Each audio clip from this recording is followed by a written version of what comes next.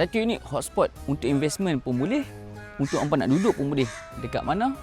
Dekat kondo Mutiara Pedas. Satu unit ni onet dia bawah market value. Jom kita tengok.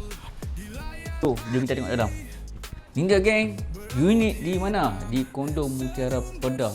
Sampai area Pedas Permatan Puah, hampa tahu dah unit ni ataupun kondo ni memang sangat-sangat orang kata apa, pack dengan orang yang suka duduk area-area Pedas ni, yang suka kerja di sini. So unit ni berkawasan 700 square feet, terletak di blok C tingkat 16. Okey, dia punya view dia, scenery dia, memang kalau kita buka balcony ni, kita memang boleh nampak apa? Nampak tu, swimming pool. Alright. So living hall dia tak besar sangat. Okay, just nice ya. Hampa kena pandai main dengan barang-barang yang hampa nak letak lah, bagi boy nampak luas kawasan dia. So ini bedroom, master bedroom dia. Master bedroom dia ada satu toilet sini. Okay.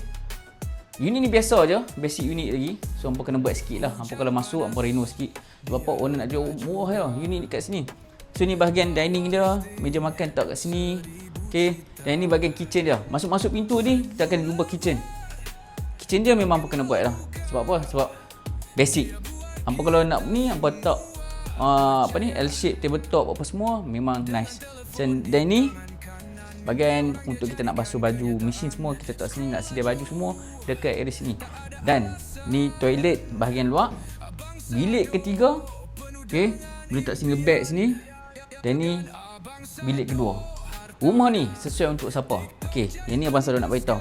Dia ada dua pilihan. Siapa yang family starter, yang duduk kerja area sini, family anak 2-3 orang, okey, sesuai untuk beli rumah ni. Dan yang kedua, pilihan option kedua, yang mana yang nak buat rental, nak buat sewa.